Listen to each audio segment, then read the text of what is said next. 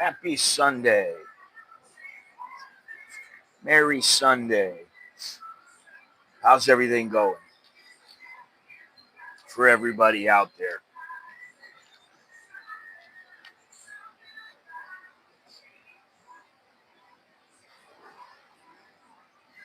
Another beautiful day here in Bangkok. Sunny. It's supposed to be sunny through Wednesday. Wednesday it should rain a little, but Monday and Tuesday should be sunny. So that's great.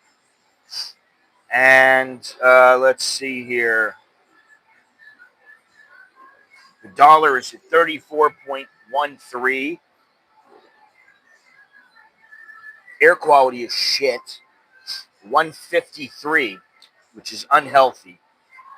Temperature is 79, high of 92 today, low of 76. Feel like temperature is 84. Humidity is 77%. And like I said, uh, should be a lot of sun until around sometime around in Wednesday. Should rain. So until then, we're all right. Um, Today we're going to discuss how some foreigners end up failing in their move to Thailand or just not having their best life here, having a good life here, and how they somehow sink into the abyss. Some end up homeless on the street, confused uh, about what their next move should be, how they're going to get home, or just how they're going to succeed if they want to stay here and continue to live because no money, no honey, and you get down on your luck here and you don't have many friends. You've been here for a couple of months and it's hard to make it back. And I cannot tell you how many people I met when I first came here. And I was one of them, I was one of them struggling to, figure out, am I going to stay here for a year? What's going to happen? I thought everything was peachy. And then when I ran out of money, I was like, whoa, things aren't so good. Now I'm going to have to go back to the U.S. and work. And I was like, go back to the U.S.? Work hard again? I cannot tell you how many guys I met when I first moved here who said, now I live in Thailand or I've moved to Thailand. Yeah, I'm an expat. I'm going to live here forever. I met many, many people who said that. And then some of them were, oh, I met my girl and she's different. We're going to get married. I'm like, where'd you meet her? Oh, I met her at the bar, you know. And then weeks or months later, they're headed home. That happened to many people that I know. And I've lost track of a lot of those people, or at least most of them. Carlos, you are the first. What's happening? How you doing? How's things? How's your pain?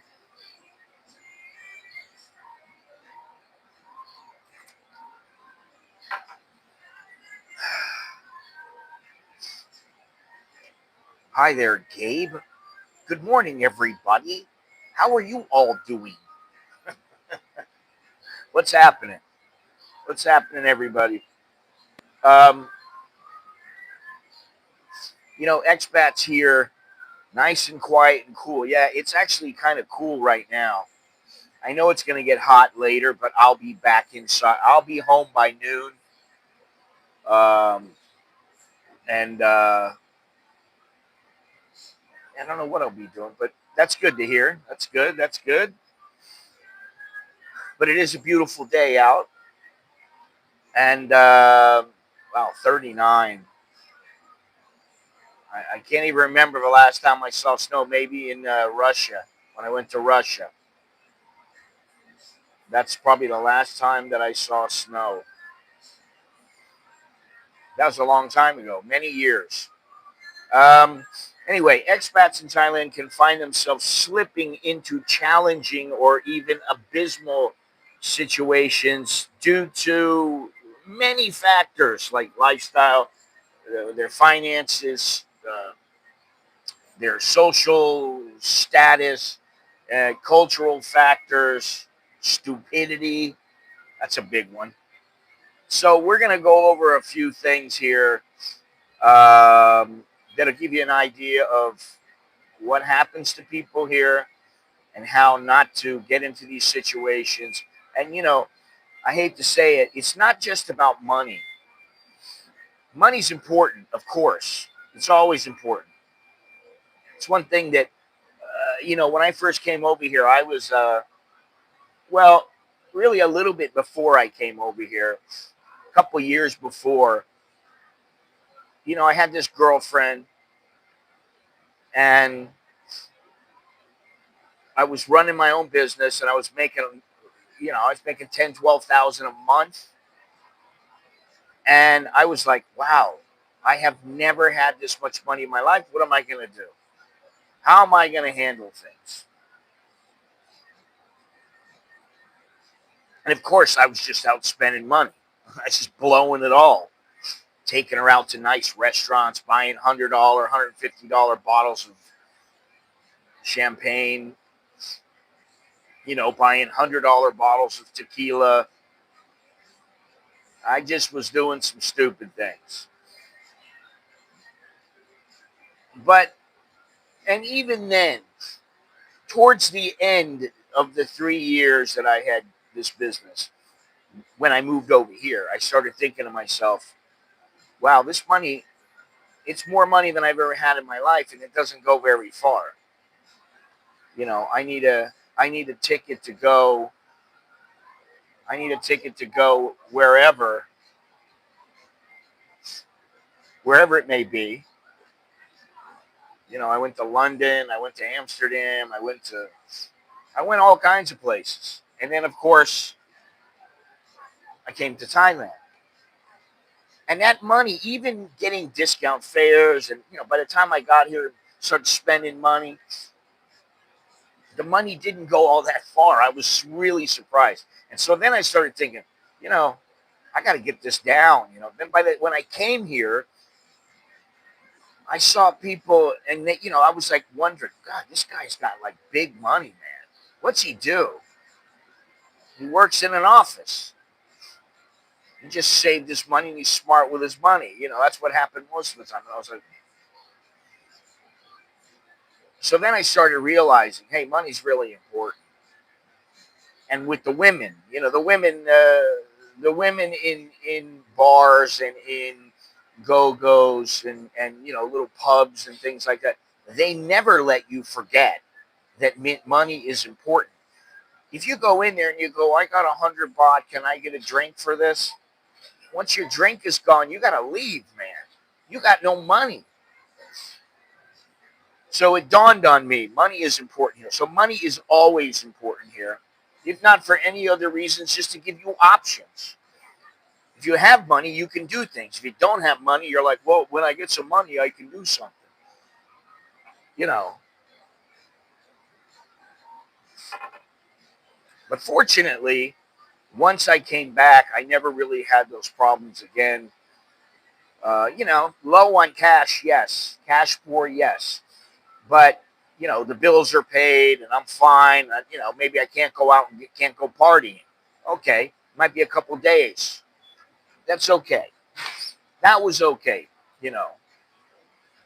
But the number one reason, and this is one of really, there's endless reasons why people fail here. But the number one reason is that people don't live, they live beyond their means. I mean, it's just simple as that. You think it's so affordable here, and then you go, oh, I can get this, I can get that. Let me go and get some new clothes. Oh, I need some shoes. Oh, I need this, I need that. Before you know it, you go, wait a minute. I spent $500 more than I was supposed to.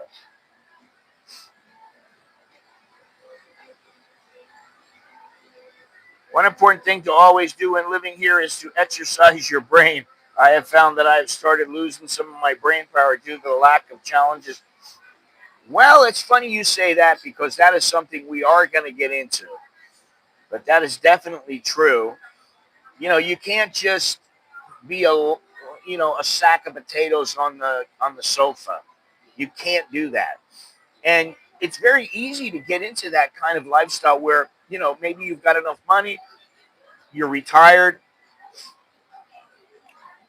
and you're like, I really don't feel like going anywhere today.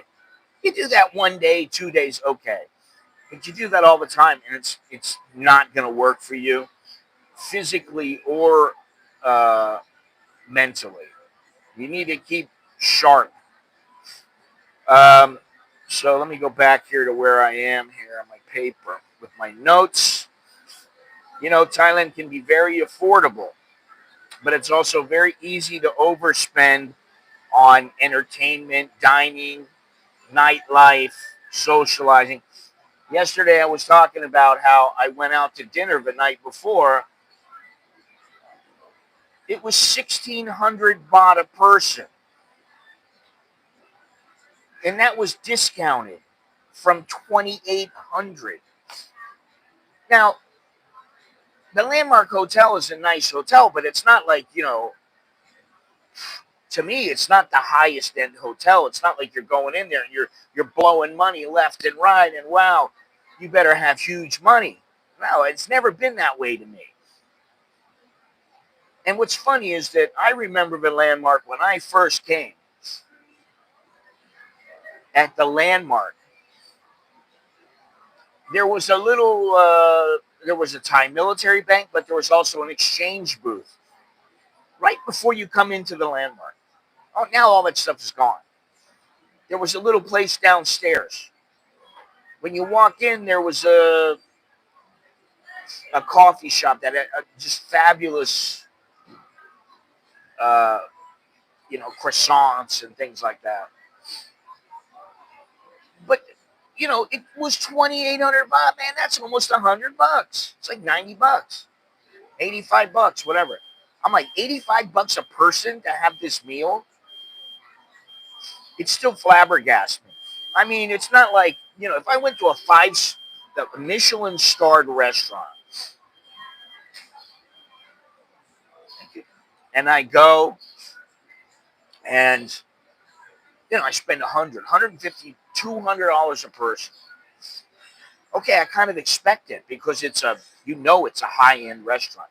But going to a hotel for a buffet, to me, I told my wife, I said, don't ask me to go to a buffet ever again. I don't want to go to a buffet. You know why you don't go to buffets? Because at buffets you overeat. You eat to the point where you're so stuffed it's hard to walk. You're like going, oh God. And all I was thinking was, I just want to get home. So, it's better you go to a place and you just get, a plate. Maybe you get an appetizer and you split it. You get a drink and that's it.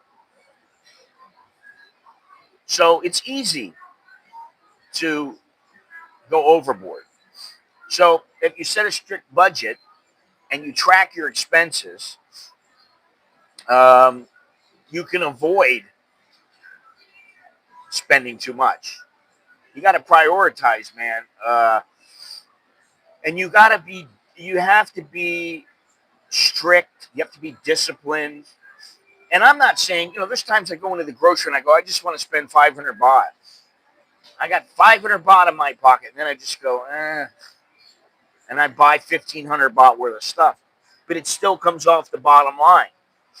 If I say to myself, this month I'm spending 16,000 on groceries, well, it still gets taken off. So the next week I can't spend as much, But you got to be somewhat disciplined with how you spend your money. What was the saying? It's uh, you take care of your money and your money will take care of you. And I haven't always had that much cash. I mean, I've been in living in times when I didn't have much cash at all. It's like I got 300 baht sitting in the bank, but all my bills are paid. We got food in the cupboard. We got money in the bank for the family, so if something happens, we're all right. But, I'm like, I can't go and, buy tickets to a concert and just go. Now it's starting to change a little. Things are becoming better. And it's because I've been disciplined, because the wife is very disciplined. So I would say definitely when it comes to your finances, if you're the kind of guy who, when you're living back in the United States or in Australia or wherever you are, you're the kind of guy who can't control your spending. You better get it under control before you move here, because what happens is, uh, and I heard this story the other day of a guy who he moved here once. He got he just went crazy with the girls. Then he had to move back. So it's like, well, okay, I blew through that money. I'm going to have to go back and work again. He did. He gets the money, comes back a second time. He did the same thing. He had to move back home. Then the third time he came over and he said, I got to be smart. And he stayed over for a while. I don't know if he, stayed here forever or whatever, but he was able to stay here for a long time because he knew, hey, listen, if I got $20,000 and I spent $15,000 in the first 2 weeks, that's not very smart. Maybe you give yourself $1,000. You go, I'm going to go out and I'm going to just have a great time. And then that's it. All right.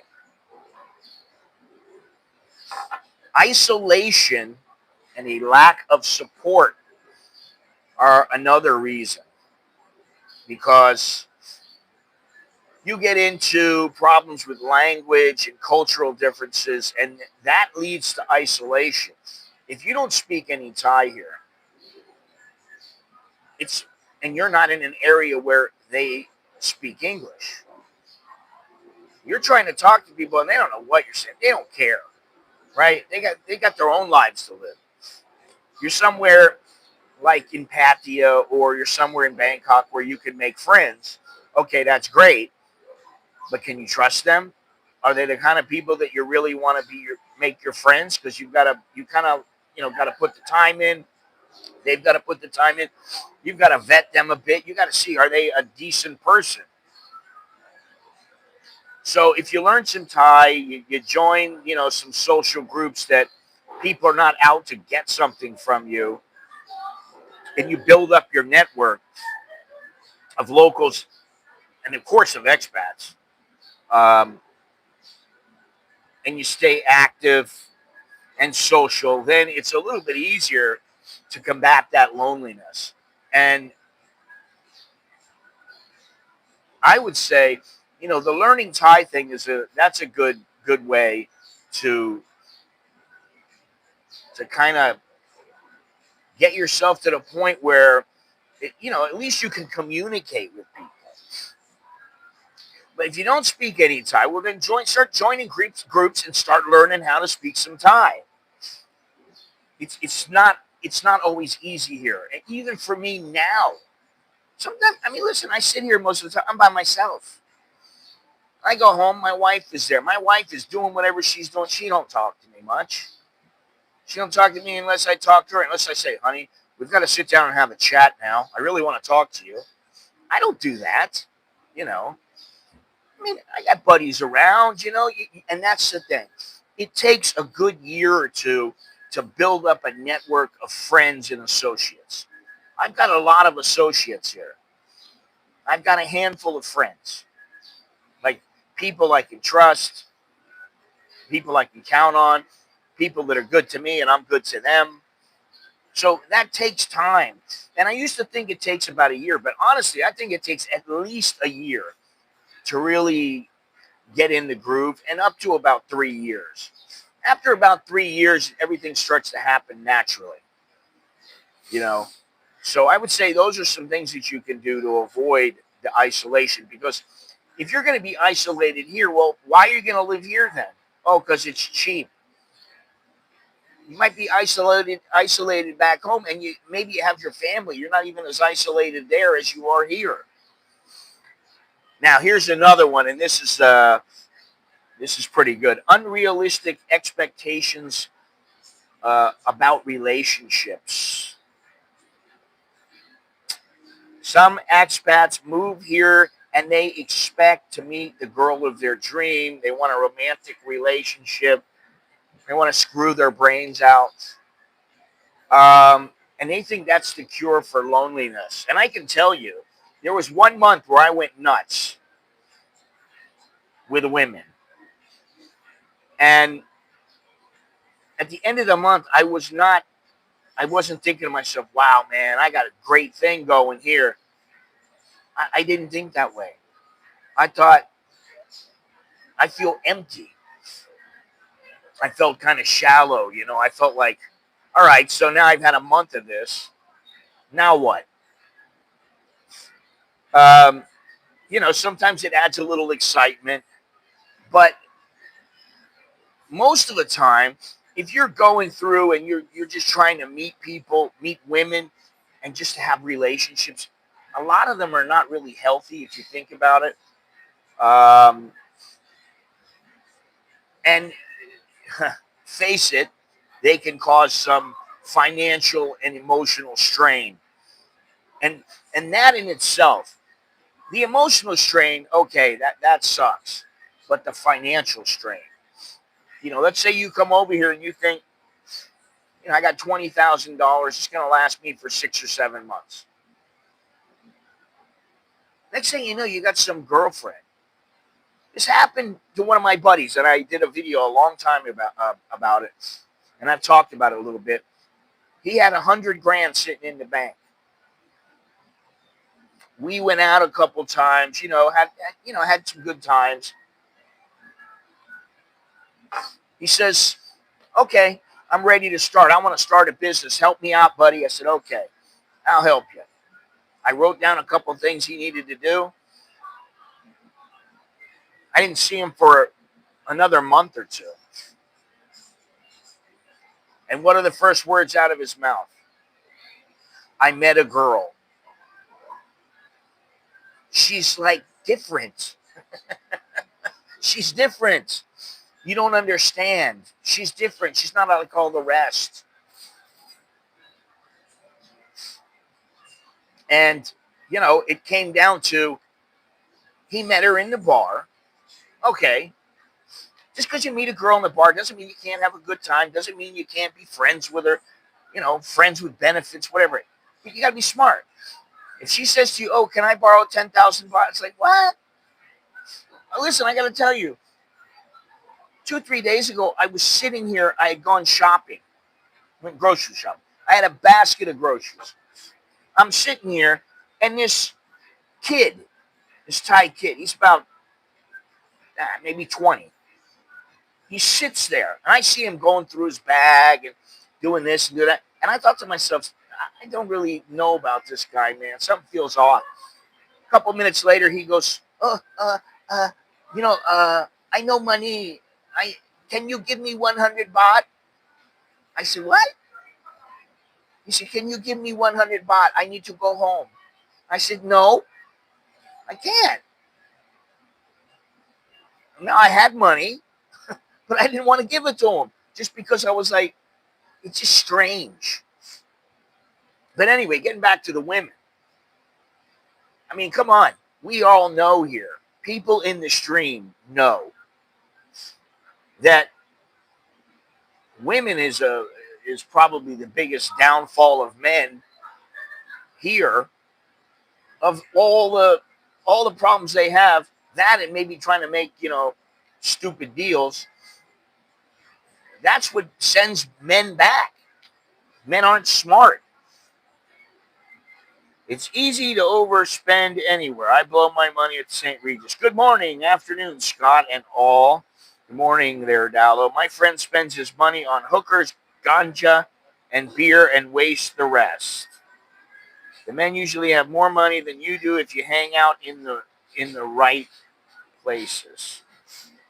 The men usually have more money than you do? Okay. I don't generally worry about that too much. I just try not to think about it because I don't want to compare myself to other people. Because I'm sure, look at a perfect example. You look at all these people now, they're crying about, that Trump won, and they're talking about how they're going to leave the country. I'm going to leave. They don't leave. Now, how happy are they? They're so miserable about what happens. They're so frightened about what's going to occur. They think they know. They don't know anything. Or they know very little. Good morning there, Alpharetta. How you doing? God, Alpharetta, man, it's been a long time, because my bank used to be in Alpharetta, then they sold out to another bank, and that bank sold out, and then they sold out again a couple of years ago. So that tells you something there, Jim. Yeah, I don't think these guys, listen, I mean, you hear about all these people, they're going to go, oh, I'm moving. I'm going to move. They never move.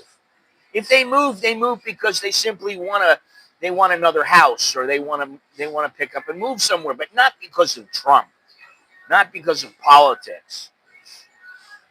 Well, I mean, if you got money, you can go wherever you want.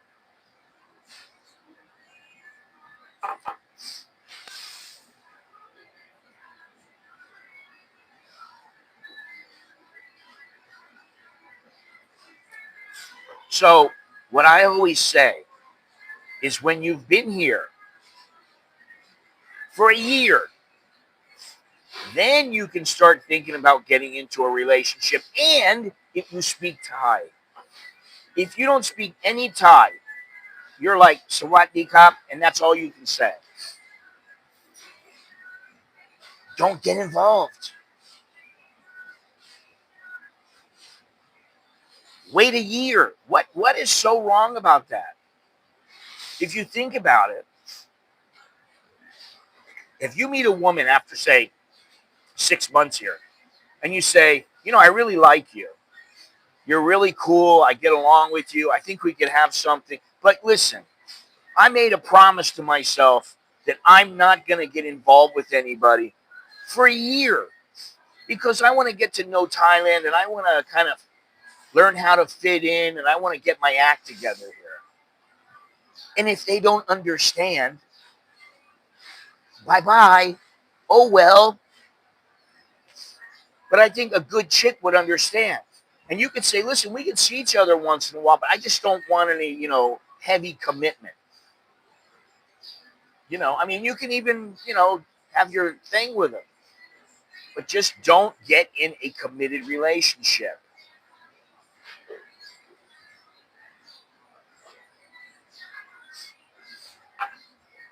Well, that's what you got a wife for. Um, and the other thing is, you get involved with them. Don't mingle your funds. Take care of your own funds. You go, I'll take care of my funds. You take care of your funds. If there's something we need to pay together, we'll deal with it together. I've always done that. Because I just don't want to go, can I have 200 baht, honey? I don't want to do that. You got to have some, in order to be healthy, you have to learn the word boundaries. And also, no. No, I'm sorry. I don't want to be your boyfriend. I really am into you, but, let's just wait a little while. Let's take things a little bit more slowly. Yeah, but we've been involved for 2 months. Oh, well. All right. Now, the other thing, and I see this, I've talked about this before, with so much readily available entertainment and things you can indulge yourself on, it's very easy to get into an unhealthy lifestyle, especially with drinking. That's one reason I don't drink. Because I know if I was drinking, it would be like, I'm going to drink all the time. I'll have a beer once in a great while, or a, glass of wine, or maybe I haven't had a shot of tequila in a couple of years. But I don't drink much. And there's a reason why. because I don't want to get into a situation where I'm drinking every day and I'm not really as healthy as I should be. Keeping your health as you get older is hard enough. But when you're out drinking, if you smoke, all these kind of things have an effect on your health. So you should prioritize your health and maintain a balanced lifestyle. Get checkups, exercise. I mean, I know I exercise at least 3 times a week, sometimes 5 or 6. It just depends. Try to eat right. Listen, I come here, I never have, they've got cakes, they've got muffins. Maybe in 6 months I might have one muffin. They got Coke, they got sandwiches. I don't eat them. I learned when I was going into Starbucks all the time, and every morning I would get a muffin, and then I go, oh, well, that's not going to fill me up, so I better get a sandwich. And I would get, like a crab meat sandwich or something like that. So you really need to prioritize your health in order to stay physically and mentally healthy. And as you get older, you need to make sure you stay active, even if it's just going for a walk. It does get isolating when I'm in Thailand. I've got to learn more Thai. You should. When I hear about this, I feel so lucky with my Thai wife and family. I'm not paying for someone's family. It's a shower drain. Yeah, pretty much. I dated my wife for 2 years and we didn't live together. Okay. Reasonable people have no problem saying no to anyone for any. Yeah, but you say that. And, I was thinking about it. Are all the men who come to Thailand losers? Of course not. But what you do hear about is guys who can't say no. I mean, that's one thing. I've never had a problem saying no. you know, and the girl could be the sweetest girl, and you're like, I really want to just be like, okay, you're awesome, and I'm into you. But you just have to put the brakes on it, man. Really, I mean, I batted at him over my head many, many times. If you know what I mean, batted above my average. And the only reason is because I could hold back a little bit. I could say no. And it wasn't easy. Sometimes it's not easy. Sometimes you're like, you know, I'll be landing in Saigon in about a week from America. I don't know, dude. It's up to you. I don't know how long it's going to take you to get there. I don't know how many stops you got to make. I don't know what kind of person you are, how young you are. I don't know a lot of these things. Usually, for me, a day and I'm fine. I don't get jet lag. I stay up. When I got to go to sleep, I go to sleep. By the next day, I'm fine. So I don't really worry about that stuff. All right, so let's just continue here. Complacency with finances. Ooh, that's a big one. Relying on savings or assuming that money will always flow in can be dangerous. Unexpected expenses or devaluations in the currency can quickly cause issues, and I'm sure that for the Brits and the Australians and even the Americans, that the exchange rate has caused problems, many problems for them. If you're used to getting 50, 56 to the baht, and then all of a sudden it's down to 30, it doesn't take rocket science to figure it out. It was great when it went up to 56, 55, 56. It was 55 point something. I don't remember. It was great. But eventually, a lot of times what goes up has to come down. Now, right now, we're in a decent spot. It's above 34. But remember, it was 37. I don't know how long ago, maybe a year ago. It was 37. So you have to think about the currency. And like I said, I was collecting $1,500 a month for about 2 years. And after like 6 months, the guy started saying, I can't pay you. I'm like, what do you mean you can't pay me? You have to pay me. I'm like, you got to pay me. He's like, I just don't have it, man. And I'm like, what are you supposed to do? Well, it's not as strong as it could be. I mean, it was 37 not that long ago. I don't even think it was a year ago. I think it was like 7, 8 months ago. But that happened to me when I first came here. I had money coming in. I had money in the bank at first, and man, in a couple of weeks, that money was gone. I blew it. I blew right through it. And then I had money coming in. And I was like, all right, I love this. And I had it a little bit planned out, but of course I was like, well, this month I'm going to spend it all. I'll have a good time. And then when he called up and said, hey, I just can't pay you, man. I was like, what? What are you talking about? I got no money. And I remember very clearly. In fact, I streamed this a long time ago. I had this apartment, and it was cheap. I mean, it was like 3,500, 4,000 baht a month. With everything, maybe it was 4,500 baht a month. It was cheap, but this is 30 years ago. Some chick found it for me. Some chick from a bar who was a nice girl.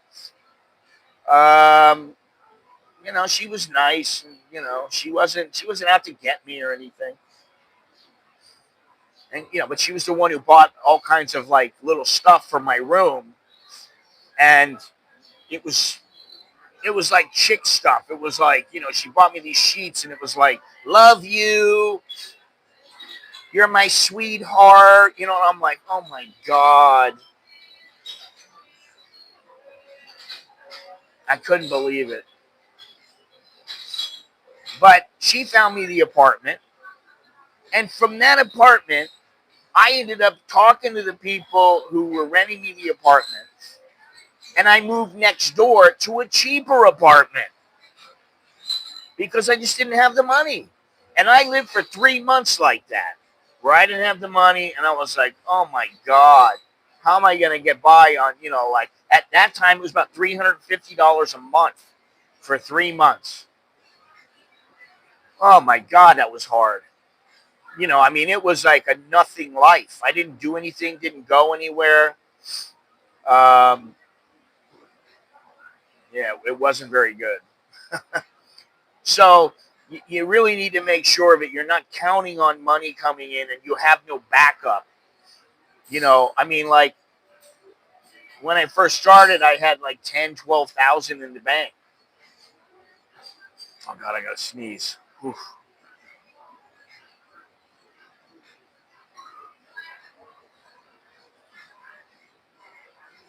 And that's not enough, really.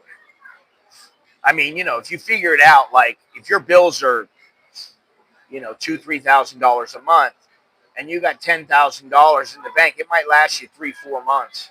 That's not very long. So you better get your act together quick. So you need to have a pretty fair financial cushion. And I would say nowadays, 10 grand, even here, is not really enough. I'd say you need more like 20 just to be safe.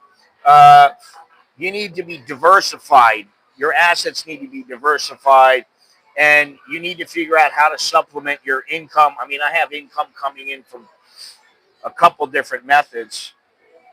And that's the only reason that, if you get a little bit here, a little bit there, a little bit here, a little bit there, next thing you know, you go, oh, that's a nice little chunk of change. All right. And then if one fails, you got to make up for it, but you got other income sources. So you got to do that. And you always have to keep an eye on your finances, which, I mean, I do that like almost every day.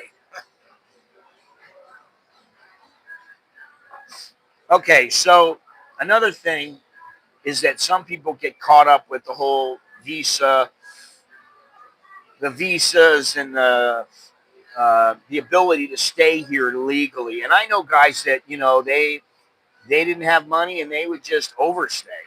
And back in the day, I think it was 200 baht a day when I first came here. And then they raised it to 500 baht a day. But it was like 200 baht a day. And, that's the thing. You got to stay updated. I knew a guy just a couple years ago. He's dead now. Um, he didn't know about the retirement visa, about how to do it, because he had always been on a marriage visa. He had no idea what to do, and I had to tell him, and then he had to talk to immigration. He would come to me and go, I have to give Pat Sen baht. And I'm like, you're speaking to me. You can speak in English. I have to give him 800,000. Yeah, but I have to give them Pat Sen baht. I'm like, okay.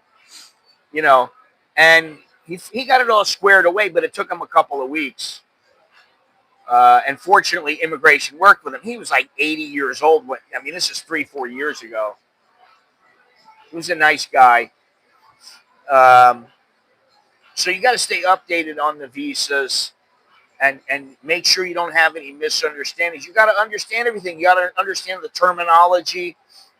That's why when somebody says, "Oh yeah, I gotta get a new visa," you're gonna get a new visa, or you're gonna get a stay of extension.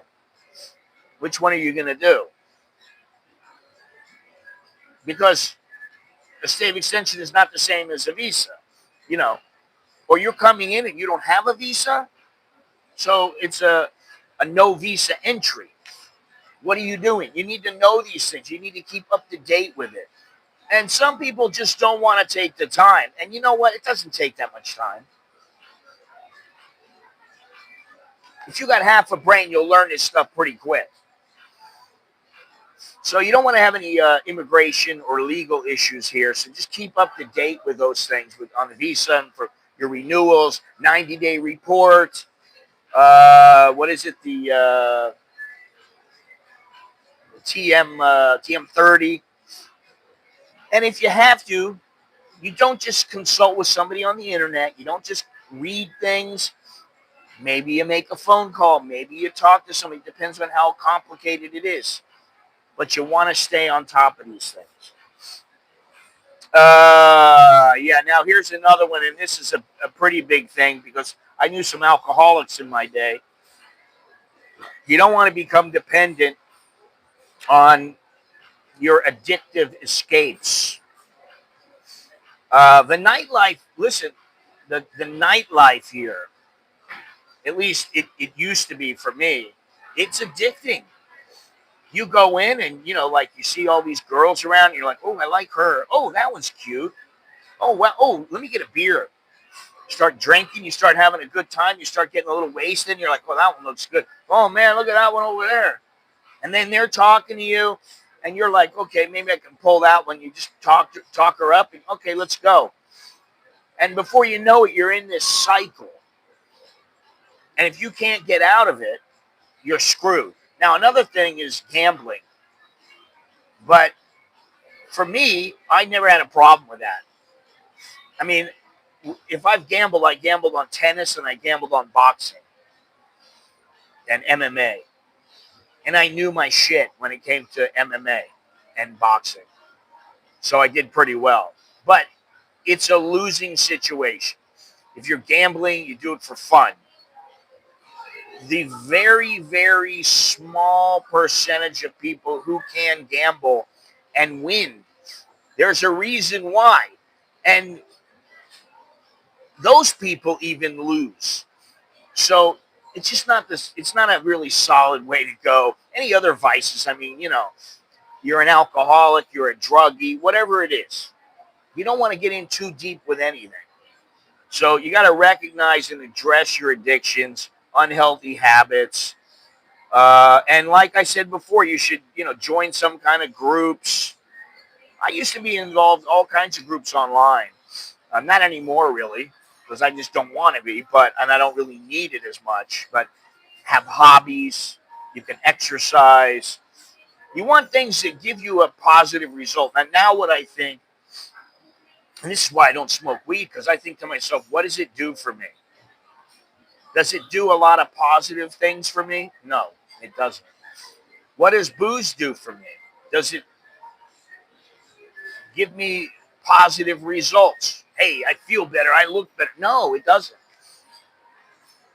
Now, sometimes if I want to go to sleep, I'll have a glass of wine, and I know, scientifically it probably doesn't help you sleep, but it seems like it does sometimes.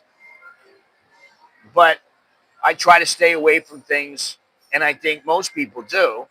They don't want to be around and do things that are going to cause harm to them. Or, it's like smoking. Oh, smoking makes you feel good. Okay. But after you've been smoking for many years, it's not good for you. So that's why I don't smoke.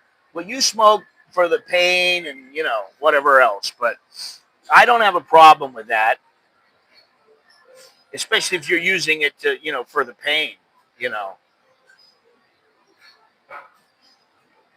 What is this here? Let me see here.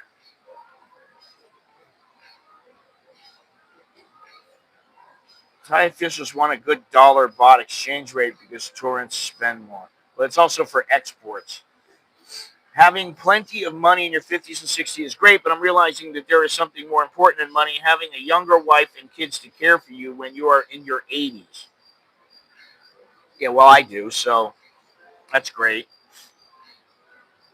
I think it's better to go to a different country than come back and fool with the extension. Well, that's you. For me, it's not. It's not a better thing for me to go to another country. For me, that would be stupid. And I've already seen many, many countries. All the countries around Thailand, I've seen them many, many times. Too many times where I don't really feel the need to go back.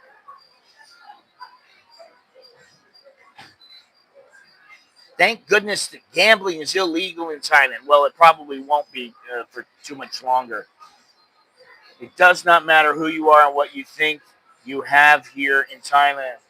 It's always, always have an escape plan. Keep your bug out bag packed. Exactly. Listen, I know I only need a couple of things. Give me my camera. I got like many cameras. I only need one of them. Give me my phone, a couple of clothes, and my computer. I'll leave everything. I'll leave my printer. I'll leave my furniture. I'll leave everything. Doesn't matter to me. Now, for my wife and kids, it would be a little more difficult, but I would be, listen, you don't have time. We got to get out of here. Let's go. You know. Oh, man, I got a problem with lady boys. Hard habit to kick. Sounds like a problem I don't want to know about.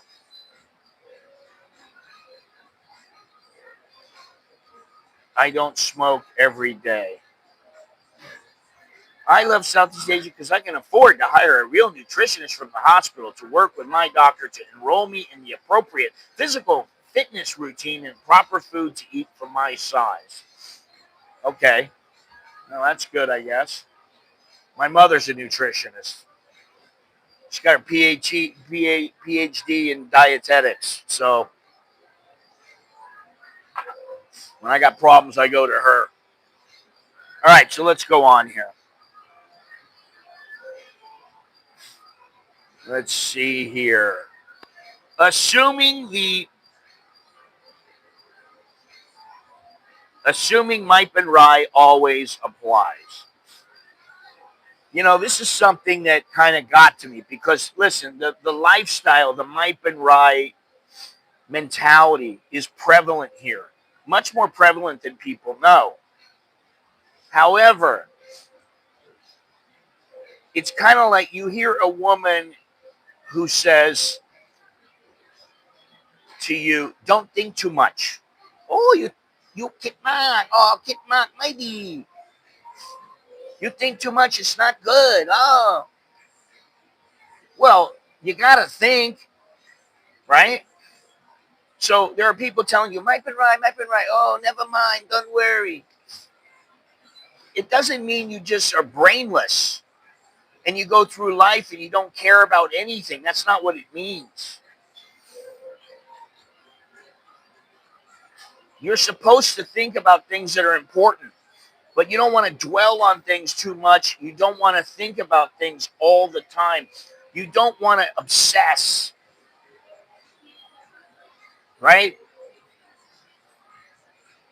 Sometimes Mike and Ryan makes expats too lax about important matters, whether it's legal, personal, whatever. And so while you need to respect the cultural attitudes here, you need to be diligent about what's important to you in life, whether personal, professional, whatever it might be, and take ownership of your actions and don't leave the important matters to chance. And one more thing, this is another thing, is failing to plan for aging. Many expats in Thailand, of course, are retirees, and some fail to plan for the later stages of life, which could bring healthcare and assisted living challenges. So you always need to be thinking about, and I do think about this now, try to plan for when you're older, when you cannot take care of yourself. You need to make sure you got health insurance. You need to understand your health insurance and the options that you have. And maybe when you get older, if you don't have a lot of people around you or they're not capable of taking care of you and your problems, then you need to consider retirement communities or long-term health care. So these are just a couple of the traps, and I'll get back to some in a few minutes here, but you need to stay aware. You need to be self-disciplined, and you need to have a balanced lifestyle. You know, it's great to have things that you enjoy and that you want to have fun. If you're doing that all the time, though, you're probably not taking care of business. So you got to make sure you take care of business while you have a good time. You can't just forget about your money and go, I'll just spend it on whatever I want. You can't do that. So, you got to think about these things. Let me read something here. Get back to reading this stuff here. Why do you need someone to tell you what to eat? What's shaking? All seriousness, the best investment you can do when you're in Thailand is to pay a few $100, have the heart specialist give you a CT scan for blockages in your coronary arteries. You all need to find a younger Thai woman to marry so that you have a family to love you and care for you in your 80s or 90s. Hurry up and find her. Oh, Jesus. I find these one-stop-all rules to be a bit too much.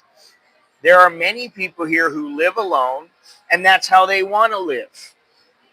And they have a girl that comes over once a week, once a day, whatever it is. Maybe that's a friend. Maybe she's got kids.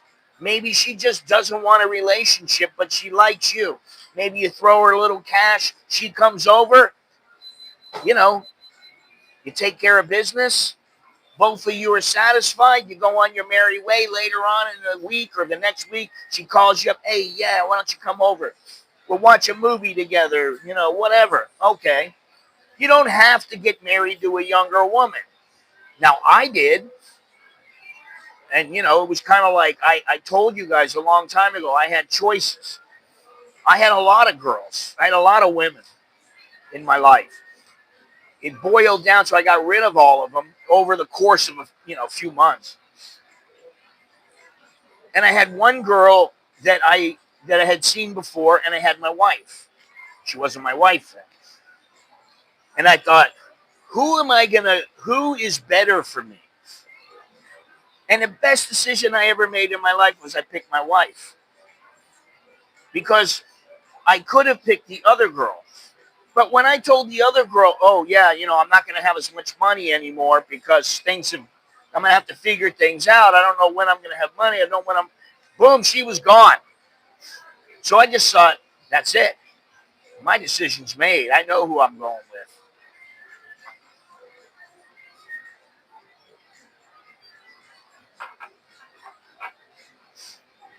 All right, so listen. Do me a favor, hit the like button, subscribe if you haven't subscribed already, hit the notification bell.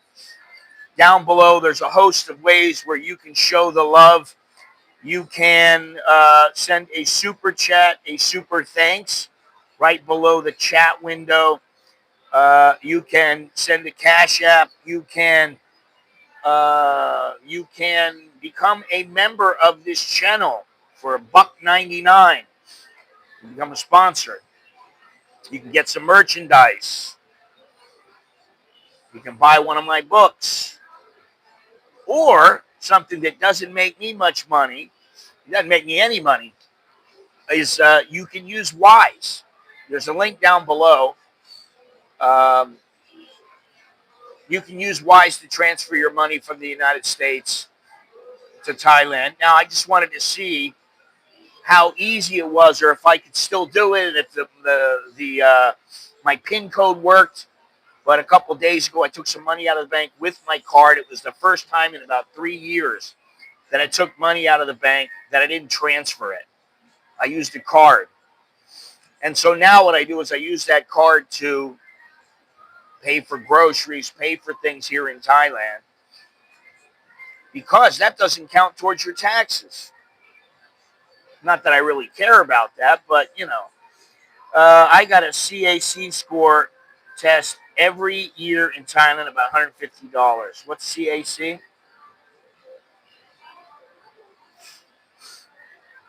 Coronary calcium. Oh, no. Non-invasive test, coronary artery calcium test. Non-invasive test that measures the amount of calcium in the heart's coronary arteries, which help predict the risk of heart disease and heart attack. So what is your risk of heart disease and heart attack, random commenter? I just asked for people to give a thumbs up. I got like 30 people in the stream. And I got 18 or 19, 18, I can't see really, 18 or 19 thumbs up. Do me a favor, leave a thumbs up. God, it's free, man. I understand for you guys who are, you're frugal with your money. You don't want to give anybody money anywhere or something like that. I understand that.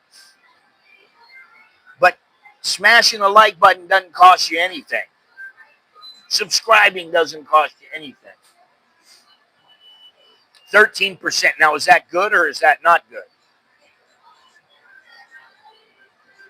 I have no idea about these things. I really need to get with the, all these health tests. But, I'm just going to keep going. I'm just not going to stop until something stops me. But I don't know how, 13% is good. I don't know if it's bad. I don't know if, it's supposed to be 3% or 0 is the best. Yeah, but where do you fall in the course of normalcy? I mean, what do most people have? 25? Yeah, I understand that 0 is nothing. I understand that. But what I'm saying is, what does the average person who tests, what do they have? What is their score?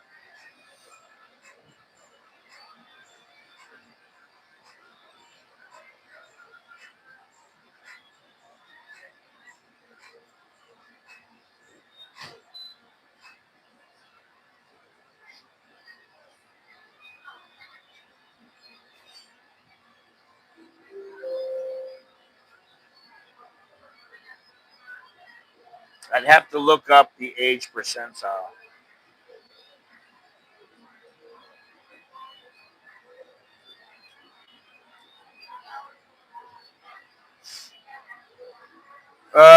Okay.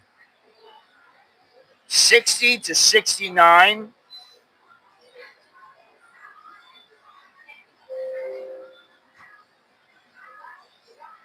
It says the prevalence of coronary artery calcium score of 0 varies by age group and is 9% for people aged 60 to 69.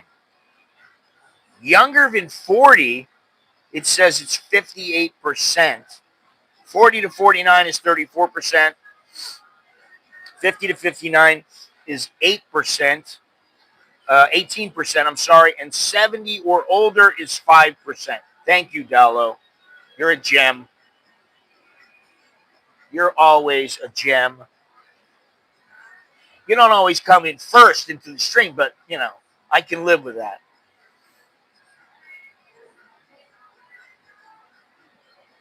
A score of 100 or greater may also indicate statin therapy unless a doctor and patient decides otherwise. Hmm.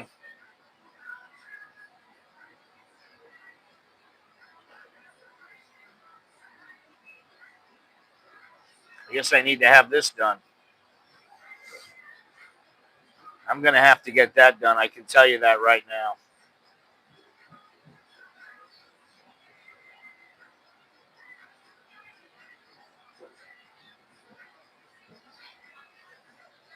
Okay, let me see some things here.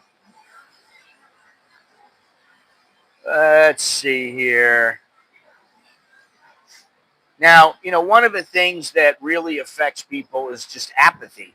They don't care. Once you move here, you start becoming more and more like Thais. But you pick up some of the more negative traits, like you lose your sense of timeliness. You may not even turn up at things that you say you're going to turn up at.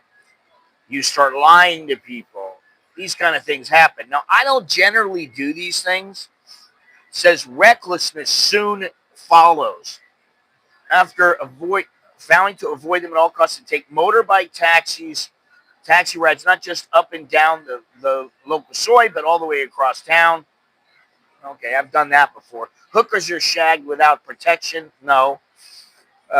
Some develop a superiority complex and enter into nonsensical games of one-upmanship where everything becomes about self-image and face. I don't care about that shit. That's not me. They badmouth their homeland.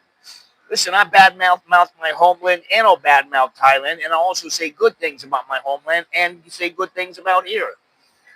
I just don't want to move back. I'd rather live here. That's, you know, I just can't see myself, especially at my age, moving back to the United States, starting over, getting a house, getting an apartment, paying $2,000, $3,000 a month, buying a car, building a life there. Here I'm in a village, and it's, you walk down the street, you got everything you need.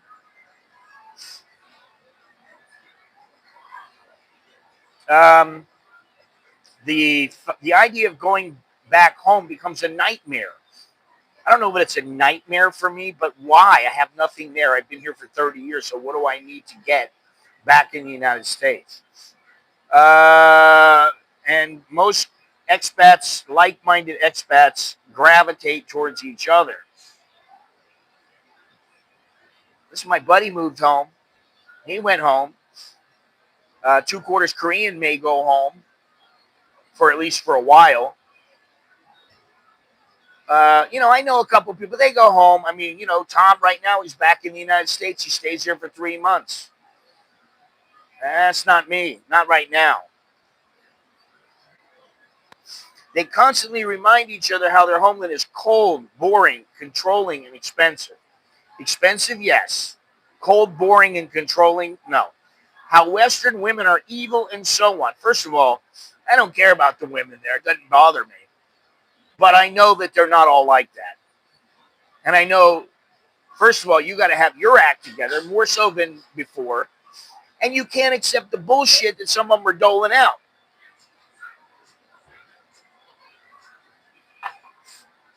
Some people downgrade their lifestyle in an effort to make their money last.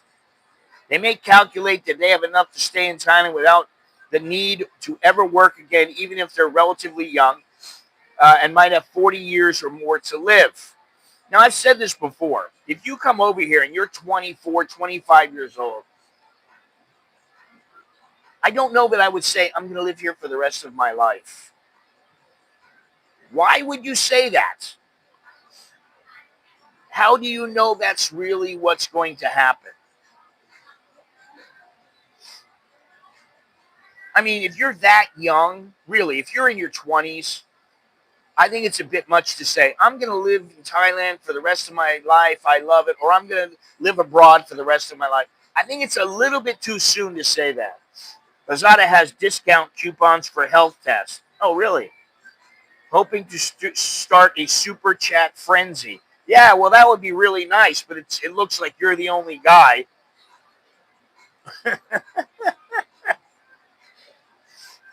You're the only person. How does this keep going? What's happening here? Dallo is the other only person who is super chatted today.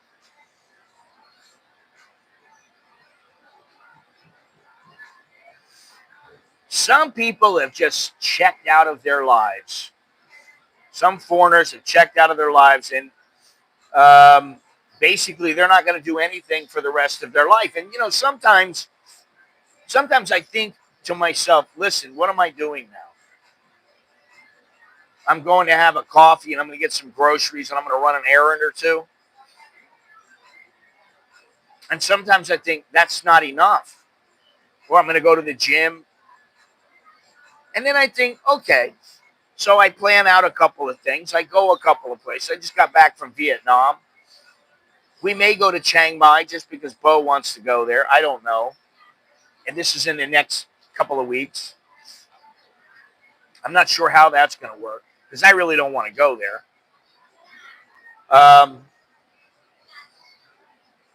But we are planning to go to the United States and maybe to go to Europe and to go to Ecuador. And we got some things we want to do. So I have to think about how am I going to put everything together. Then I'm thinking about things like I've talked about. Okay, I want to put a studio together. Not where I live now, but I'd like to put a studio together. Stop coming to coffee shops. Um, I have little projects, so I keep myself busy. Right? I haven't checked out. Now, something you don't want to do is cast all your goals and dreams aside. I had dreams when I was 22 and 24. I think to myself now, why did I even think of that? That was just, it was out there. But now I have things, I don't know if I call them dreams or aspirations, but I got things that I like to achieve. And I want to get those things done by the time my time comes. But I think as you grow older, your priorities change and maybe your dreams change. There are things that I couldn't, when I was younger, I thought to myself, when I get to be 25 or 30, I want to have this done. And then it never happened. And now I think to myself, Jesus, I'm glad it didn't happen. Why did I even think that way? So, and, I'll admit at one point I thought, man, I'd like to have a Porsche. Then I started thinking about all the money that you got to spend to get the thing fixed, to get it worked on, to, buy tires for it, to buy things for it. And I just went, if I have one day, great. If I don't, that's okay too. I really don't care. I could go with a pickup truck and I'd be happy. Um, as far as having money for contingencies, I'm not too worried about that. And I think that most people, if they're smart, they'll have some money set aside so they have a contingency plan. So if they want, they have that escape plan. I got like 2 or 3 escape plans. I got one where if my family needs to stay behind, they can stay behind, and I can leave, and then we can meet up later. I got a plan where we can just go across the border, where we can go to the United States, where we can go to another state, another country rather. We have options, so that's good. So I don't have this. I never have had this thought that um,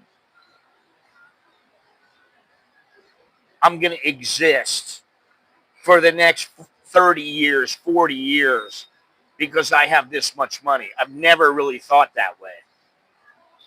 And I don't think people should think that way. I think it's beneficial if you think, hey, I got money for me right now, but I need to plan for my future. I need to have a future.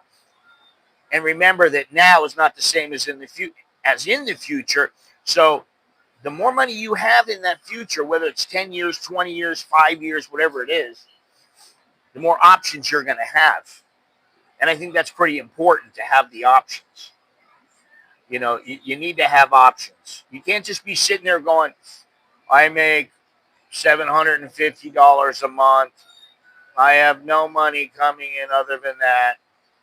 And I pay my bills every month. And everything, if I'm really smart about it, it's $600 a month. I got $150 for myself. You're just existing. That's all you're doing. Thank you there, Exeter. Thank you very much. Didi Indu in Peru. I moved to Peru with little money 13 years ago. I already have, LOL, I have already sank. Oh, well, sorry to hear that. I don't think I would move to Peru. For me, I don't think I would move there.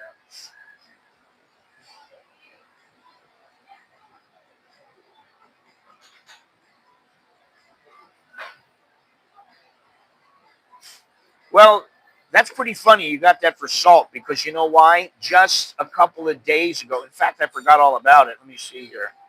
I think I'm supposed to get it today. Let me see here. I ordered um, I ordered a salt and pepper grinders so that, because we always go out and buy the pepper and then, in a bottle from McCormick's or whatever, and the salt. And I've got, Himalayan pink salt, Himalayan black salt. And we always do that.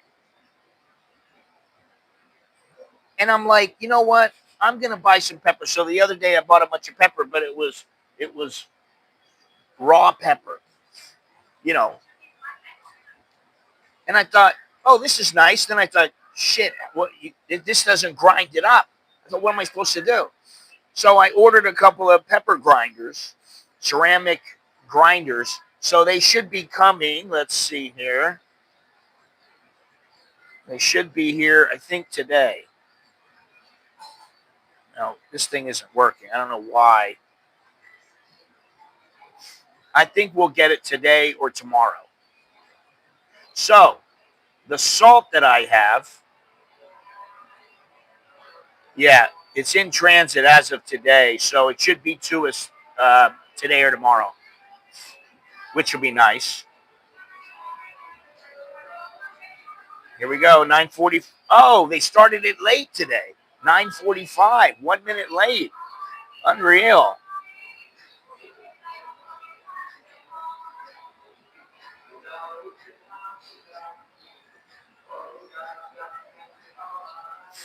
We have a saying that says, I have money for salt in my soup.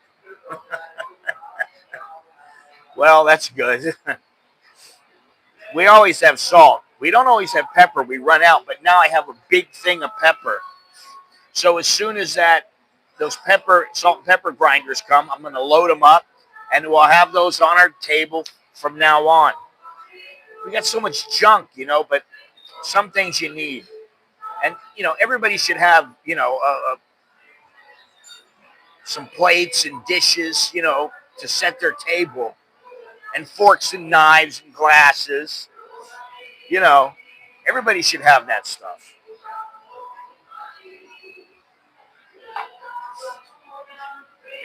You can't always eat on plastic plates with plastic spoons and forks. All right, so let me get back to this here. Finish this up here. There are some additional ways that expats slip into trouble here. And so let me just get into these a few more pitfalls. Over reliance. God, man, it's so loud. Let's just wait until they stop.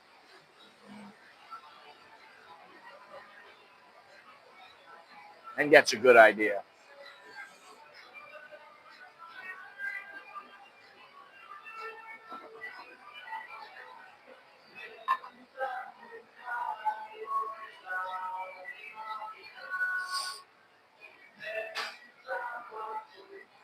You know, they used to open up at 11 o'clock every day. Now they open at 10.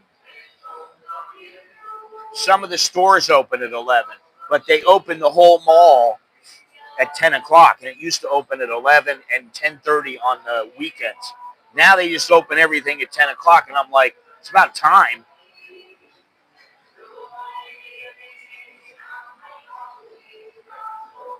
They're frantically cleaning the glass over here. I can only imagine how many people it takes to get this place ready for people to come shopping. And today's a Sunday. It's been 1 week since we came here our last time and bought groceries. And this week, well, yeah, up until yesterday, we've spent 8,000 baht on groceries. Now, we still have a lot of things left at home. Like this week, we don't need to spend 8,000 baht. Maybe we spend 3,000, something like that. But it ain't that cheap, let me tell you. And when you got two boys, they eat more than I do. You always got to be thinking about it, you know. So, all right. So, let's see here. Over-reliance on short-term income. Some expats take up short-term gigs like teaching English or freelance without reliable long-term income planning. Changes in demand or visa restrictions can make these jobs uncertain. So consider making a more stable income or having multiple income sources or having plenty of savings to fall back on. Diversifying income can reduce financial vulnerability. Getting involved in shady business ventures. Now, that's something you don't want to do here. Thailand has a vibrant business scene, but some expats are drawn into risky or illegal ventures without understanding the full implications, which can lead to financial ruin or legal trouble. Or, you know, it just puts you in a bind. So you don't want to be getting involved in anything. And like, listen, as a foreigner, I think to myself, if you don't really know what you're doing here, don't get involved in business here. You really need to know your stuff. And then you can get involved. And then you have to be very careful. I look at Bob. Bob's out there in Pattaya. He's been here for like 17 years. He knows what he's doing. You know, now he knows what he's doing, but a lot of people don't. They're like, oh, let's start a bar up. Good way to lose all your money. Start a bar. I'll let my girlfriend run it. You don't think she's going to steal from you, the girl who you met working in the bar? She might. So really you need to research thoroughly, consult your legal experts, and you know what? Consult some of your long-term expat buddies, people that you know have lived in the country for a while, because if you ask any expat here about like investing in a bar here, oh my God, 99% of the time I would say, no, don't do it. The only time I would say to do it is if you know the whole scene. You know Thailand. You know about bars. And I knew a guy in Phuket. He used to run the Rock Hard A Go-Go. He's dead now. That guy was sharp. He knew about things. He knew about money. And he ran that thing for a long time. He had a great Thai employee that took care of things for him. And, you know, that's what you need. I knew two other guys who ran a bar in Nana Plaza, and after about a year, they gave it up because they said, you know, we're breaking even. That's all we're doing. We pay the cops, we pay all the bills, we pay our staff, and, you know, we don't have anything left over. We can party here a little bit, and that's about all we can do, so it's not really worth it. And they gave it up. I got a coronary artery calcium score of 0. I paid around $180 in the U.S. CT angiogram is a superior test. Carotid artery plaque thickness test is okay. Treadmill tests are not very accurate. I had a treadmill test on my heart around 8 years ago, and the guy goes, um, you got the heart of a young man. He goes, I can't believe this. And I couldn't believe it, honestly. You know, I thought, oh my God, he's going to tell me something bad. He comes back, he goes, no, I got to tell you, your heart is like what I would see in a younger man. And I'm like, yes. How to make a small fortune in Thailand? Start with a large fortune and open a bar. Yes. In-home 24-hour nursing care in America is $250,000 a year. Crazy. Yeah, it's not that much here. I don't know how much it is, but it might be 50, 60,000. So,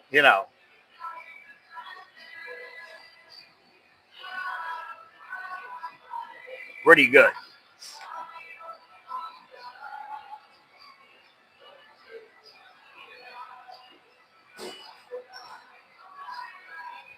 Legitimate registered businesses and business activities are safer and reduce the risk of serious consequences. I'll be honest. I do think about running a business um, in in Ecuador. Every once in a while, I think of it. I tell my wife, let's just pay the money and rent the place so we have it, and let's figure out how we could do it. But it always means us picking up and taking the kids and leaving, and when I came over here, I didn't have anything holding me back. And now, if my kids were both out of school and they were working and they were, set and they had plenty of money in the bank, oh yeah, maybe then I would. My wife is getting up there in age and she'll retire soon. I think not that soon, but maybe in another 7 years. So maybe then we can do something like that. I don't know. And we can keep the business open during the high season there and then shut it during the low season and come back to Thailand. I don't know. But I do think about, business opportunities. And then I think, do I really want to put in the work? Not really. Failure to understand Thai social hierarchies and norms. Thailand has a unique social structure influenced by hierarchy and respect, which, if ignored, can cause friction in work or social settings. And I'll be honest, I try to stay away from that shit now because I don't work for anybody. I don't want to have to bow down to anybody. Now, if I was in the presence of certain people, yes, I would. Why? I would give them my respect. Yes. Um, that's what I'll say about that. Now, if I was working, that's a different story. It's part of the culture. You have to do it. So you need to familiarize yourself, and I do know about these things.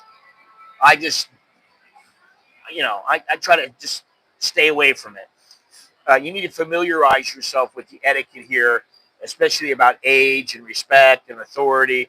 I always why people who are older than me, if I can tell they're older than me, I always give them the respect. And I think that's important.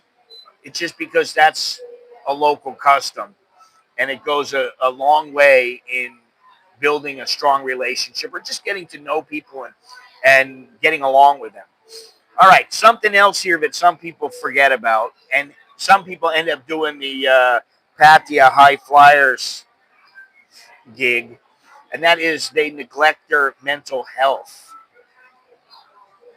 Um, Adjusting to life abroad can be taxing, and if you don't have your family around, if you don't have a support system, you're all alone, you're isolated, you can be stressed out, depressed.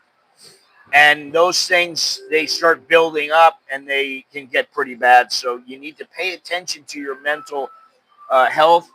And if you need support, you need to get it.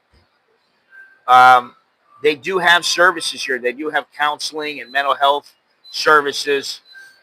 So, that's something that not a lot of people think about. But if you find yourself in a situation where you're a little bit more blue than usual, maybe you want to talk to somebody.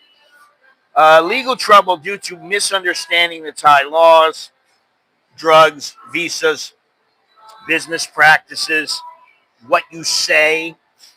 Foreigners are not exempt from these things simply because I didn't know. Well, it's your business to know. So you have to try to understand all these laws, especially around drugs, immigration, business. Legal trouble here can be a serious setback for many expats. So you need to make sure you stay on top of it and stay informed. If you become detached from your family and your friends back home, and I'll be honest, over 30 years, you know, there are some people that I don't stay in touch with anymore, but there are still a handful of people that after 30 years, I'm still friends with them. I mean, I knew them for 10, 20 years back in the U.S., and now I've been over here 30 years, and I still talk to them. I got a couple buddies. I call them up every month or two. Hey, what's going on? What are you doing? They send me messages through Instagram or something like that, and that's great. So you don't want to become completely separated to where you go, like I have nothing in the United States. I got my family back there. That's it. I don't have a car. I don't have a house. I don't have nothing. I have no worries, no concerns back there. I'm clean. But if my parents and my sister weren't around, I would have nothing there. So you want to try to make sure that you have some kind of a support system back in the U.S. or wherever it might be. So you want to try to, God, man, maybe they'll stop at 10 o'clock on the dot.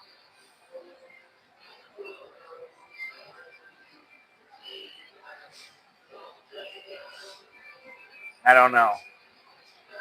But, usually it's people like me who become more distanced from their family and friends. You know, my friend Ted, that lives in Ecuador, I've known him for a long time. I got another friend, Christian. I've known him for a long time. I got another friend, Jody, known him for a long time. And I always call these guys up. Then I have my family. So I have a circle. Now, by the time I get to be 80, yeah, maybe I'll still call them up. I don't know. Maybe I'll see them once in a while. I don't know. And if I don't, by then, hopefully, I won't need to. Um, but you also want to have a community here. You want to have your friends here. So you got to remember about that. Ignores cultural sensitivity about religion and the monarchy. You don't want to do that. You don't want to get involved with those kind of things. Here, everybody comes. Um, you always want to show some respect for Buddhism and avoid talking about the monarchy. And you got to familiarize yourself with these kind of things so that you can avoid any social or legal misstep. One other thing that you really want to try to do is you do not want to become overly dependent on the foreigners in your community here, in your expat community. You don't want to become reliant on them. You don't want to always be going, hey man, can I borrow 1,000 baht? Hey, can I borrow 10,000 baht? I can't pay my rent this month. That's not what they're there for. So, and relying solely on expat groups for social interaction, first of all, that limits the understanding of Thai culture, which is where you live. I always say, why would you come here if you just want to live with foreigners? Why not just live with foreigners back home where there's more foreigners? Oh, well, I get the best of both worlds here. Okay. But I think this is Thailand first, and then, you know, I'll always be an American. I'll always keep some of my American attributes. But, you know, I have a lot of things that I picked up from Thailand that I like these things. I feel good doing these things, and I don't need to get rid of them. So, you know, I think it's important to understand the culture and try to integrate into the culture. You want a deeper appreciation and understanding of life in Thailand. You want to balance your life between expat and local interactions. And you know, that's what kind of enriches your experiences. Now I know I've talked about this before. I know the one guy out in Pattaya who is like, I'll never learn how to speak Thai. Fuck them. I don't care. And okay, if that's what you, is that how you want to be, then be that way. But you know what? And people are going to look at you like you're the asshole. You're the one guy in the group, you're the asshole. You're the asshole that they know. Because you're so resistant and so stubborn, instead of just going, hey, listen, there are good Thais out there and there are bad Thais out there. There are good foreigners and bad foreigners. Take them on a person to person basis. You do a lot of walking in the heat. It's a good investment in yourself. That's true. Yes, can be good. Maybe 3/4 Thai, then 1/4 friends. I don't know about that. I don't have 3/4 Thai friends. I don't know if you live here or what you. I have no idea, or how long you've lived here, but I can tell you that most of my friends are foreigners. Most of them are Westerners. Most of them are Americans and Brits.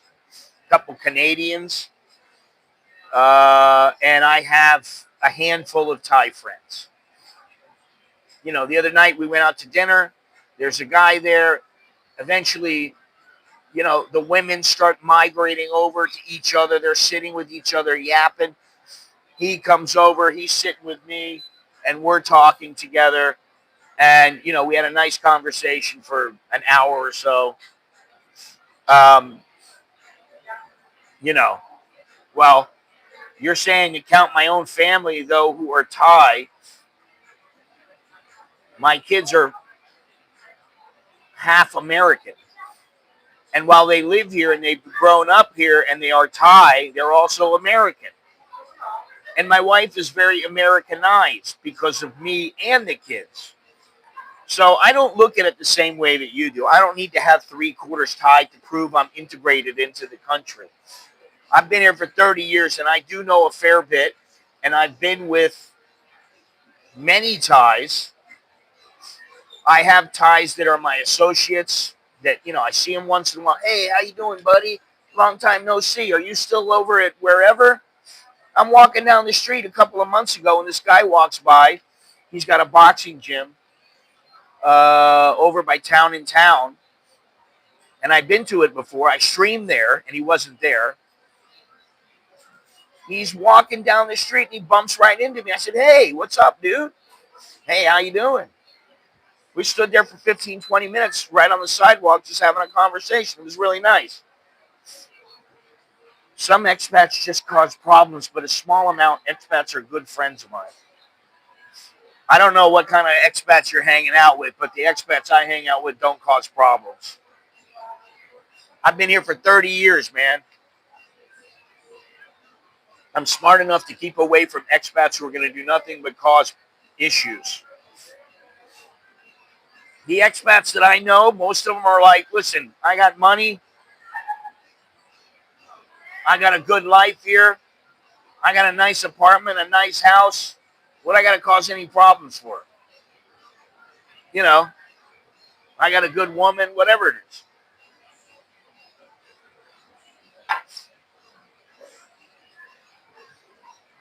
So I look at it a little bit different than you do. I don't look at expats as the enemy, and I don't look at Thais as the enemy. I have no problem accompanying my woman to the temple, even though it's a bit boring. But I do it out of respect for her and her family. even though I don't have to, but she likes me to be there. Yeah, my wife goes to the temple, and most of the time now I don't go because I've been with her to many, many temples. And I'm just like, sometimes I'm like, listen, I'm not waking up at 5 o'clock in the morning to go there and then staying there for 5 or 6 hours. I'm not doing that. I've already done it. She knows. We've been together for 25 years. She knows. I mean, I wouldn't ask her to go and do something like that for me. So, sometimes I'll go. It depends on what the situation is. You know, we were in, what was the name of that place? I can't even remember what it was. It was Qingdao, I think is what it was. I think it was Qingdao. And there was a massive temple. And I had walked down to the temple, and it had all these statues uh, of Thais. They were like warriors. And they had a lot of other things there. But they had this one big Buddha. It was like a gold Buddha, which, they have them all over. But this one was in this area. And there was really not much in the area. We were just kind of hanging out there until we were going to go do something different. And so I went back to the hotel and I told her, I said, listen, there's this temple. I want you to go with me. Oh, okay. And she did. You know, I'm not a big temple goer. I don't feel the need to go to temples because 99% of the time the temples are all the same. Well, I wouldn't go 99%, but all right. Many times the temples are similar, and I just don't need to do it. Sometimes you get, the white temple, the blue temple, um, whatever temple it might be. The temple where I went in, what is it, Bangkok? Is that what it was, Bangkok? Is that what it is, Bangkok? Where the mountain was, which I don't even remember the name of it. Nah, it wasn't Bangkok. I don't know if I'm saying it right. I forget what the hell I'm. But hang on a second.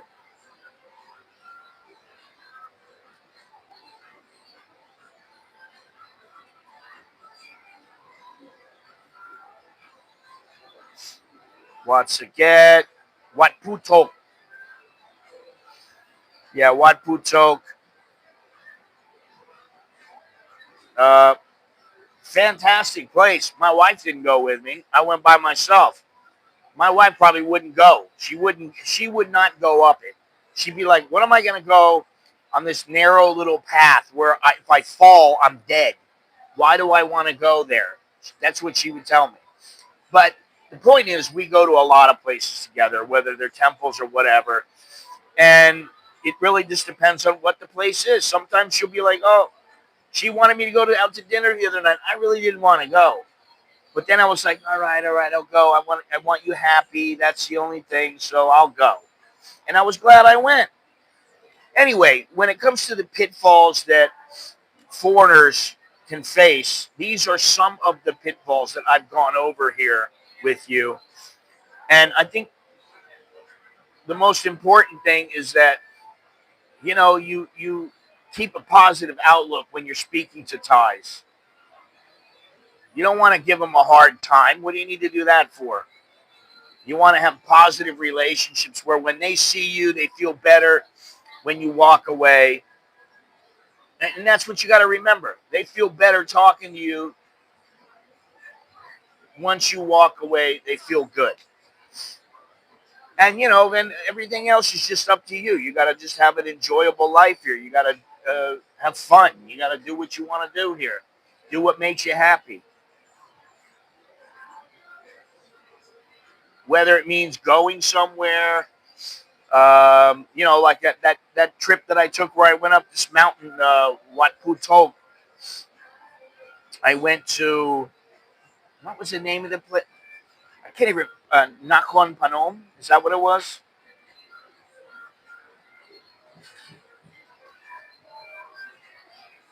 Let's see here. Yeah, I think that's what it was.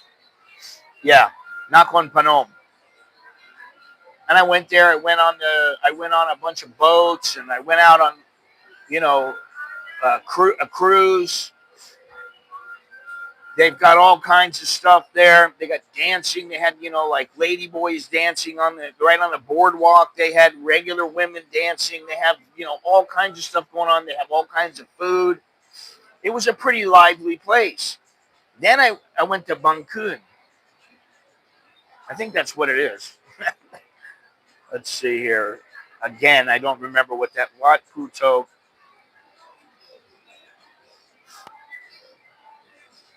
Bangkok. That's what it is. Bangkok. Bangkok. And then after that, I went to Nong Khai. So that was fun. So the whole trip was fun.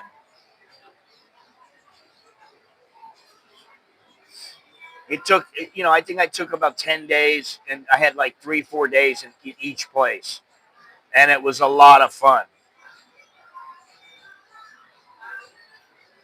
I mean, over the years, just when I've been online on YouTube, I mean, I've been to many, many, many places, to many countries. And before that, I went to even more countries. So my goal when I moved over here was to see the world, was to use Thailand as a hub, to see things in Southeast Asia. Now, I've done that. I don't have too many places where I'm like, I really want to go and see that in Southeast Asia. I could do a couple trips more to Myanmar and get involved in that. I could do that. Maybe in Laos. I don't know. I don't really want to go to China again. Cambodia. I can always go to Cambodia again. Malaysia, definitely. Indonesia, definitely. Uh, but every time you go there, it costs you. So you gotta. For me, I always think about, okay, so is the juice worth the squeeze? And it really depends on where it is. If I just went to Jakarta, no, the juice ain't worth the squeeze. You want to go somewhere, some island somewhere, that's a different story. It might be worth it. Same thing goes with uh, Cambodia. It really depends on where you're going. Phnom Penh, okay. You know, does she let me? What kind of question is that? My wife doesn't let me do shit. I can do whatever I want. How old are you? Does she let me? Oh, God. I don't think you know. You definitely don't know me very well. Does she let me? Jesus Christ. No woman is going to tell me you can't go to the bar. You can't go to where. I don't do it generally because I don't do it. I've already done it a million times before I even met her. And in the beginning when I was with her, I went to the bars every once in a while. It was no big deal. Now I just don't really want to go. What do I really need to go for? But again, my question to you is, how old are you? –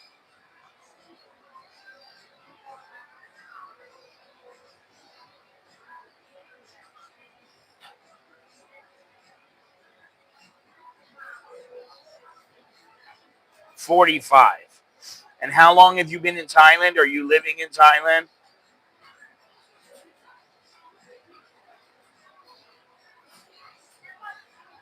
So you're in Thailand, and how long have you lived here?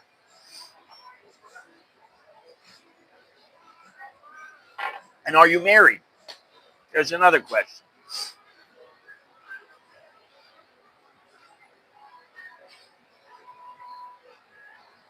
You're not here. So you don't live here.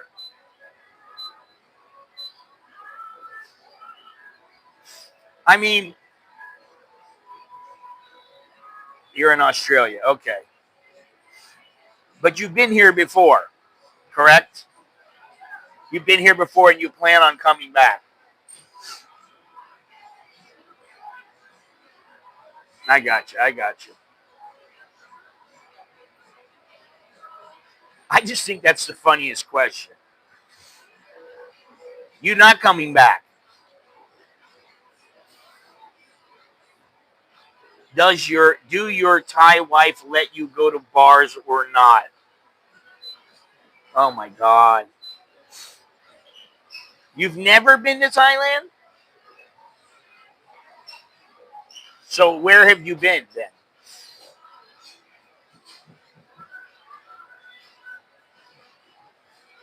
Dude, I've been here for 30 years. Please. I've been to Cambodia like almost 60 times, like 55 times. I've been to Myanmar 20 times. I've been all over here. Laos, China, Malaysia, Indonesia, Hong Kong.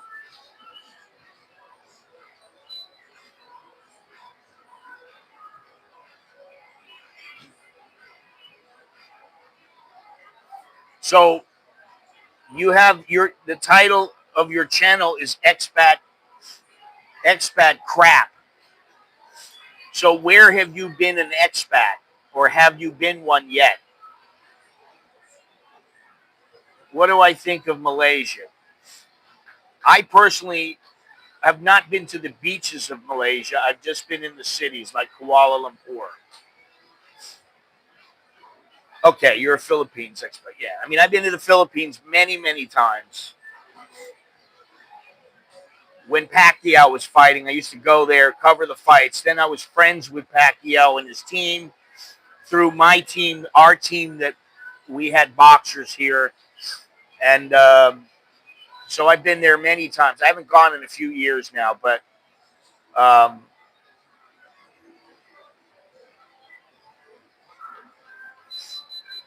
yeah, I mean, I like the Philippines, but I don't like it as much as Thailand. You know,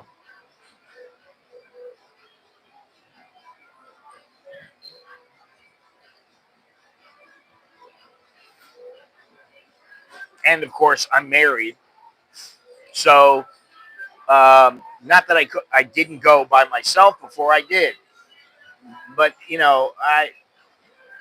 I'm married. I don't care about the scene there. I don't care about, so I really don't have a reason to go there. The infrastructure is 50 times better than it is there. I can tell you that right now. It's so much better than in the Philippines. That's a huge, huge plus here. It's safer here. There's so many things about Thailand that are better than the Philippines. The food is better. There's a lot of things that are better. I don't try to compare the women because it's anecdotal.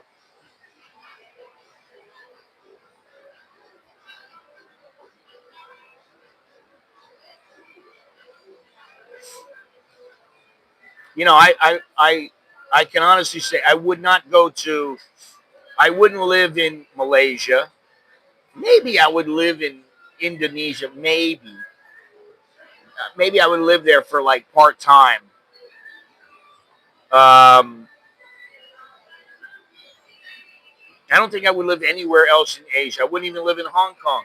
I, to me, Hong Kong is it's madhouse. I don't want that. Not to mention that it's Chinese. So I don't really feel the need to move somewhere else.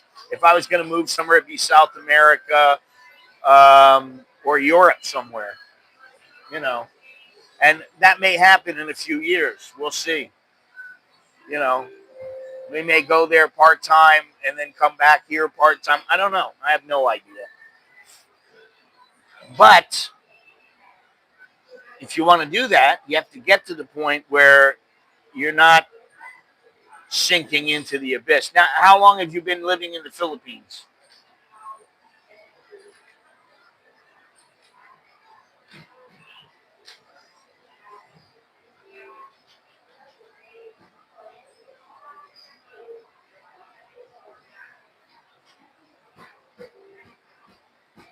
But you've lived there before. You're in Australia right now, but how long have you lived there? Are you living there, or you haven't started living there? So how long have you lived there? Few years. Okay.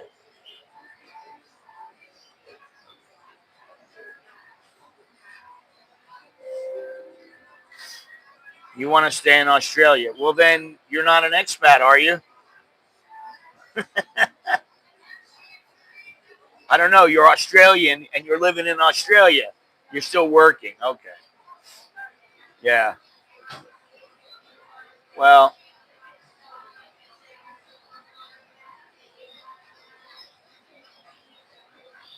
I think Thailand's a little more expensive than the Philippines. Um, and I think there's probably a bit more to do. There's a lot to do in the Philippines too, but I just like it better, you know. And I know it. I know it a lot more than I know the Philippines or anywhere else. But I'm always looking for new places to go, whether it's a visit or it's a long trip or it's part time or whatever. I yeah, I don't really want it to grow on me. I know there's only so many places I can go, and I've been to a lot of countries. I've been to a lot of countries in my years, and I know the countries that I like and that I like, but I don't want to live there, and that's the Philippines. That's Malaysia. That's Cambodia. That's Burma. That's Laos. I like them, not equal, but I like them, but I don't want to live in them. Indonesia, and maybe. Did you get permission before you went to these countries, though? Permission? What do you mean permission?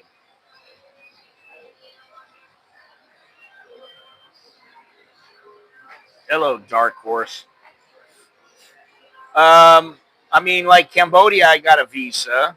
Indonesia got a visa. Burma got a visa. Yeah, I think I got visas in damn near everywhere.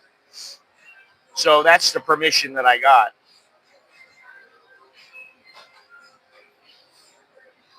Vietnam.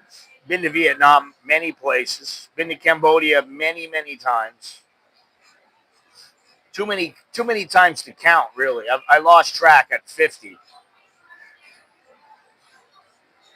But my buddy was living there, and it's all right to live there. But I wouldn't live there. I wouldn't do it because it's not what I want.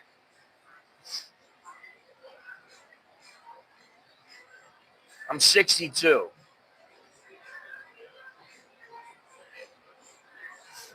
So I've been here 30 years. Oh, do I have permission to go to the bar? I don't need permission. I just tell my wife, honey, listen, my friend's in town. I'm going to the bar. It's much better than the Philippines, I can tell you that.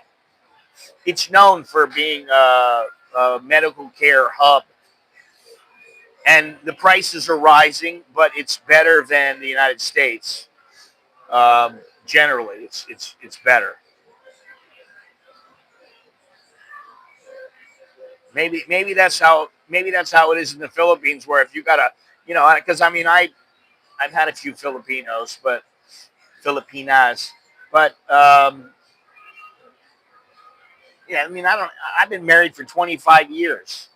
Do I trust the procedures?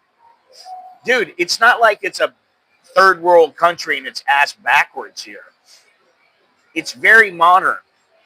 I mean, it's like I had hip surgery. I had a hip replacement here. I've had my gallbladder taken out. I've had all kinds of things done here. It's a piece of cake.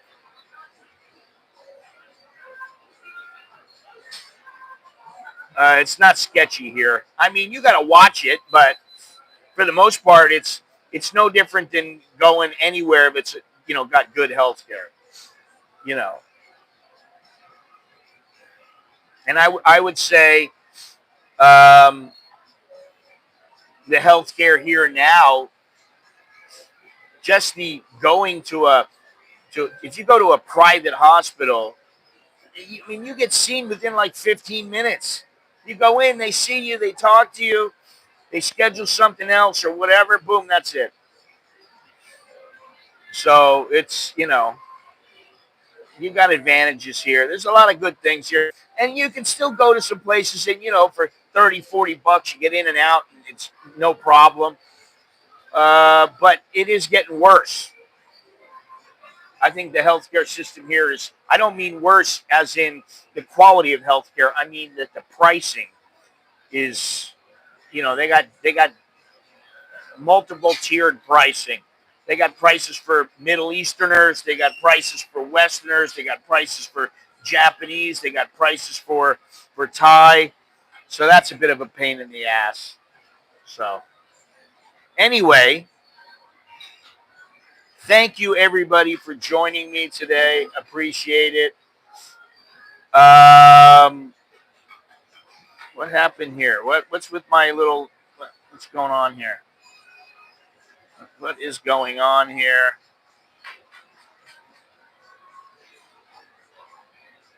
They don't have poor hygiene here.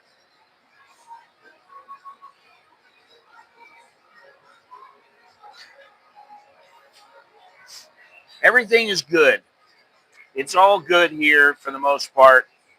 Like I said, you got to watch out, but for the most part, it's all good.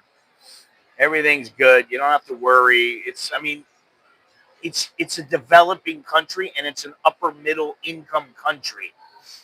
It's not a poor country. It's not a country that is third world.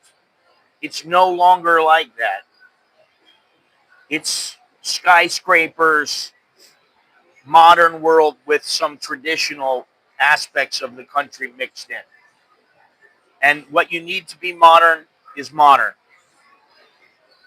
The SkyTrain, the subway, the boats, the taxis, the Grab, the this, the that.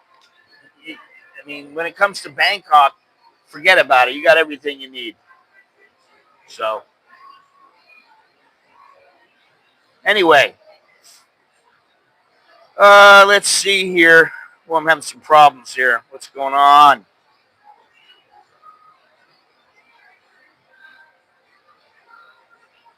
Okay, so this is the end. That is all. We are done. Thank you all very much for joining me today. I really appreciate it. And I hope to see you the next time, which will be on Tuesday, 8:30 a.m. Thai time. You're going to have to figure out what time it is where you are. But I'm Scott. I am an American in Bangkok.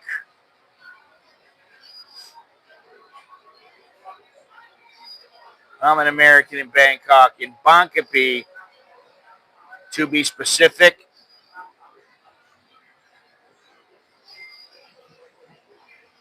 So all I got left to say is choke D, leo jerkin my.